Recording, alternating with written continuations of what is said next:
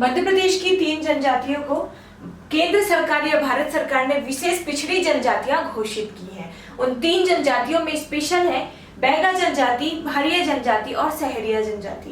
बैगा जनजाति के बारे में आपने देखा, मध्य प्रदेश की जो दूसरी विशेष पिछड़ी जनजाति है उसका नाम है भारिया जनजाति। काफी इंपॉर्टेंट जनजाति है ये, नोट करेंगे कि करके हम इसके बारे में सारे पॉइंट्स। भारिया जनजाति, सबसे पहले हम भौगोलिक क्षेत्र देखते हैं। हम देख लेते हैं कि मध्य प्रदेश के किस हिस्से में भारिया जनजाति का विस्तार पाया जाता है या भारिया जनजाति रहती है, इसका निवास है। तो मध्य प्रदेश के सतपुड़ा और नर्मदा घाटी वाले क्षेत्रों में भारिया जनजाति का वितरण है।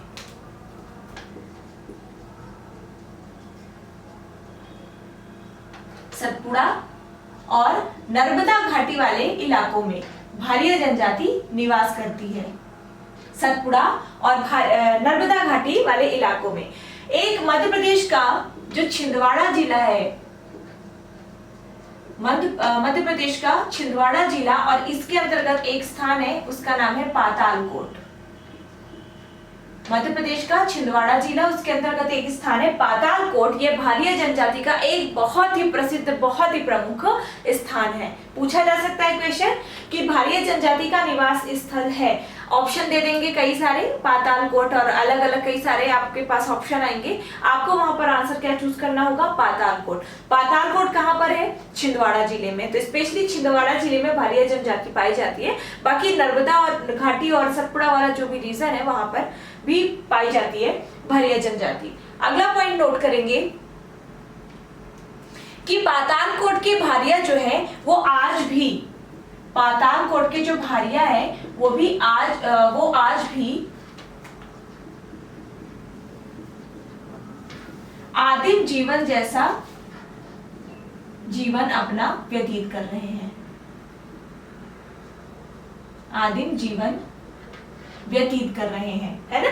तो भारिया जो जनजाति है जो कि पातालकोट में रहती है, ये आज भी आदिम मानव जैसा जीवन जी रही है या आदिम जीवन व्यतीत कर रहे हैं। अगला पॉइंट समझने की कोशिश करेंगे। समझना क्या है इसमें, बस आपको याद करते जाना है। भारिया जनजाति के अंतर्गत स्त्री और पुरुषों दोनों को समान दर्जा मिलता है। स्त्री और पुरुष को यहाँ पर समान दर्जा दिया जाता है ना। कोई भेदभाव यहाँ पर नहीं किया जाता स्त्री और पुरुषों में। अगला पॉइंट है भूमिका और पड़िहार कोटवार समाज के मुख्य पदाधिकारी होते हैं। पूछा जाता है भारिया जनजाति के मुख्य पदाधिकारियों के नाम कौन कौन से हैं? भूमिका और पड़िहार। क्लियर हो गया? तो ये पूछा जाता है कि भूमिका और पड़िहार नामक पदाधिकारी किस जनजाति से संबंधित है। वहां पे आपको आंसर क्या बताना पड़ेगा? भारिया जनजाति। अगला पॉइंट है भारिया समाज का मुखिया पटेल होता है। भारिया समाज का जो मुखिया होता है वो पटेल कहलाता है।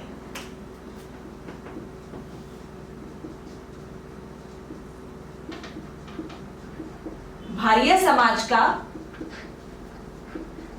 मुखिया पटेल कहलाता है। पटेल कहलाता है। क्लियर हो गया? पटेल आपने और भी जनजातियों में देखा होगा। अगला पॉइंट लिखेंगे भारिया जनजाति के अंतर्गत कि इनमें चूड़ी प्रथा होती है। किनमें? भारिया जनजाति के अंतर्गत एक प्रथा होती है जिसे कहते हैं चूड़ी प्रथा। डायरेक्ट ऐसे ही क्वेश्चन पूछे जाएंगे कि चूड़ी प्रथा निम्नलिखित में से किस जनजाति के अंतर्गत संपन्न होती है। और 4 ऑप्शन होंगे, बैगा, भारिया, सहरिया, भील, गोंड एक्सेट्रा। और इसका आपका आंसर क्या हो जाएगा? भारिया जनजाति। भारिया जनजाति में होती है चूड़ी प्रथा। अगला पॉइंट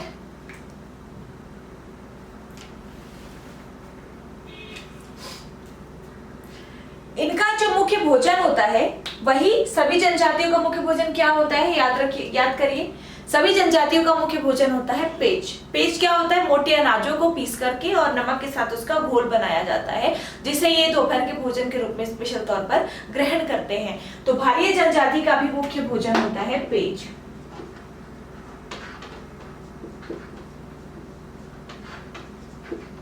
मुख्य भोजन क्या होता है इनका?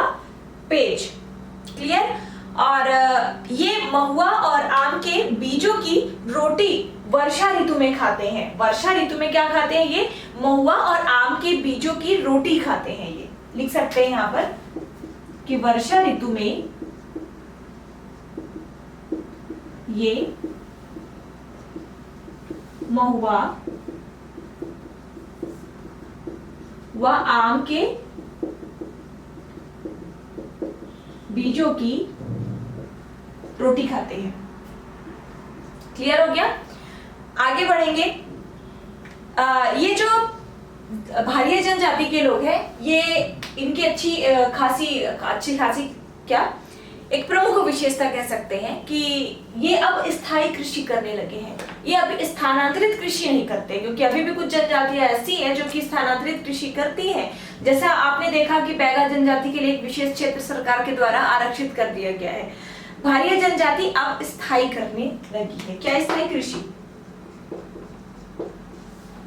स्थायी कृषि करने लगी कौन? भारिया जनजाति।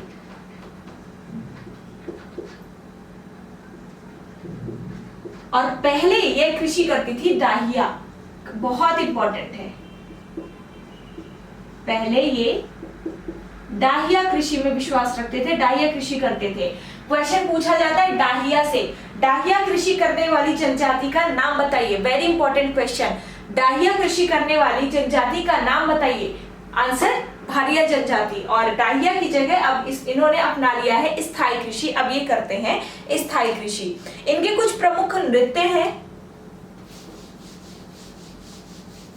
जो नृत्य हैं वो कुछ को छोड़कर जनजातियों के सभी समान नृत्य हैं।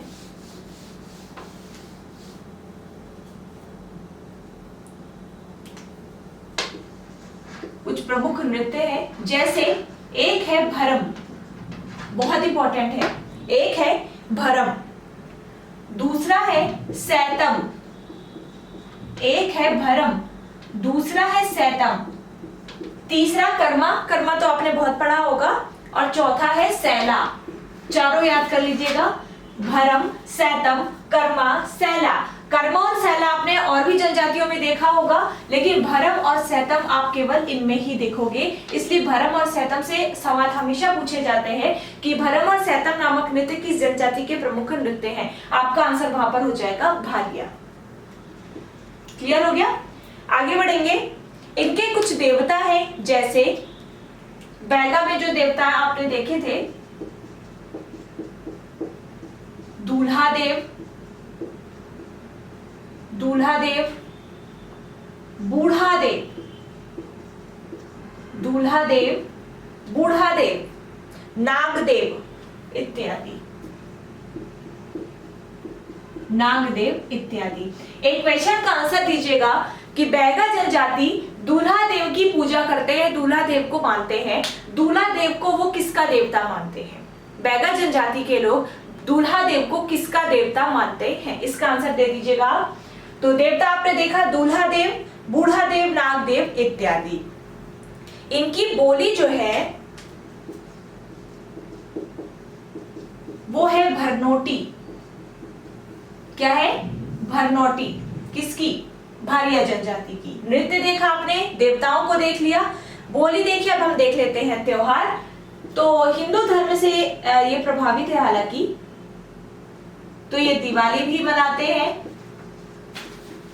ये होली भी मनाते हैं, मतलब हिंदू धर्म के ऑलमोस्ट त्योहार ये सेलिब्रेट करते हैं। और एक त्योहार इनका होता है बिदरी के नाम से, बिदरी, है ना। तो प्रमुख रूप से इन त्योहारों को भारिया जनजाति के लोग मनाते हैं। अब इनमें सबसे इंपॉर्टेंट क्या है, हर जनजाति के अंतर्गत मैं कुछ ना कुछ इंपॉर्टेंट आपको बता देती हूँ। तो आप इसमें भरम और सैतम याद रखेंगे, भारिया जनजाति के अंतर्गत डाहिया कृषि याद रखेंगे, समाज का मुखिया याद रखेंगे, भूमिका और पढ़ियार जरूर याद रखेंगे, और पातालकोट नामक स्थान भारिया जनजाति के लिए प्रमुख है, ये जरूर याद रखेंगे। तो आपका खत्म हो जाता है भारिया जनजाति। अगले हम वीडियो में डिस्कस करेंगे सहरिया जनजाति के बारे में, और इस तरह से आपकी सभी जनजातियां जो कि विशेष पिछड़ी जनजातियां ये हो जाएंगी कंप्लीट। तो आज के लिए बस इतना ही, इजाजत दे, अगले वीडियो में फिर से मिलते हैं। Thank you so much.